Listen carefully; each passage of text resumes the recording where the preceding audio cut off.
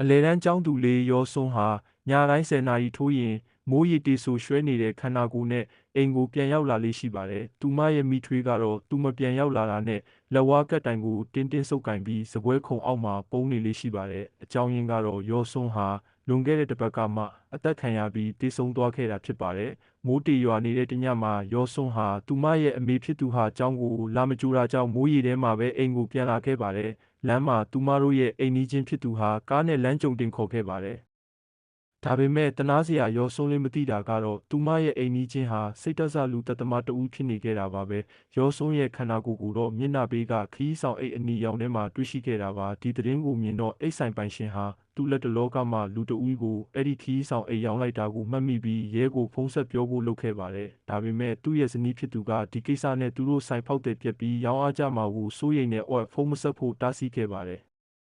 ပီဇာပိုးတဲ့ကောင်လေးကလည်းလူသက်သမားဟာ10 ရက်ခြားတစ်ခါပီဇာတေးမှာစားတတ်ပြီးသူမာတဲ့ရက်တိုင်းဟာမျက်နှာသူတေးပြောက်သွားတဲ့ရက်နဲ့တိုက်ဆိုင်နေတာကြောင့်တန်တရားဝင်ခဲ့ပါတယ်။ဒါပေမဲ့အထောက်ထားတွေဟာမစုံလင်တာကြောင့်သူဟာဒီအတိုင်းစိတ်ထင်တာလို့ပဲသတ်မှတ်ခဲ့ပါတယ်။တိတ်မကြခင်မှာပဲရက်ကွက်ထဲကပြုပြင်ထိန်းသိမ်းရေးသမားတဦးဟာလည်းလူသက်သမားရဲ့လှုပ်ဝက်ချက်ကိုတီးသွားတာကြောင့်သူ့ရဲ့တားကောင်ဖြစ်သွားရပြန်ပါတယ်။ရက်ကွက်ထဲမှာအမ်မိုရှော့လို့ခေါ်တဲ့လူမိုက်ကြီးတစ်ယောက်ရှိပါတယ်။သူကတော့လူသက်သမားကြောက်ရတဲ့တူဦးရဲတော်သူပေါ့။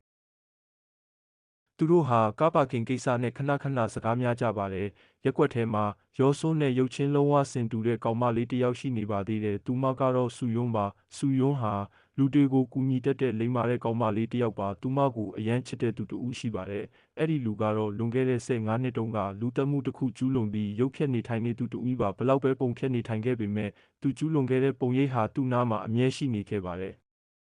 နောက်ဆုံးမှာတော့လူသက်သမားဟာသူ့အကြောင်းကိုရက်ကွက်ကလူတေးရိပ်မိနေပြီဆိုတာသိသွားတာကြောင့်နေရပြောင်းဖို့စီစုပါတော့တဲ့နောက်ဆုံးအကြိမ်အနေနဲ့သူဟာအိတ်ဆိုင်ပိုင်ရှင်နဲ့စုယွန်းလေးကိုပါတက်ပစ်ဖို့ကြံစီခဲ့ပါတယ်။သူကြောက်ရတဲ့လူမိုက်ကြီးအမ်မိုရှော့ကိုလူတက်မှုတစ်ခုနဲ့ထောင်ချောက်ဆင်ပြီးရဲစခန်းကိုရောက်အောင်လုပ်ပြီးတဲ့နောက်မှာတော့သူဟာစုယွန်းလေးကိုဖမ်းဆီးဖို့ပြင်ဆင်ပါတော့တယ်။ဒါပေမဲ့ရောစွန်းလေးကိုဆုံးရှုံးထားရတဲ့အမေဖြစ်သူဟာစုယွန်းလေးကိုကာကွယ်ပေးခဲ့တာကြောင့်သူ့ရဲ့အကြံအစီတေးမအောင်မြင်ခဲ့ပါဘူး။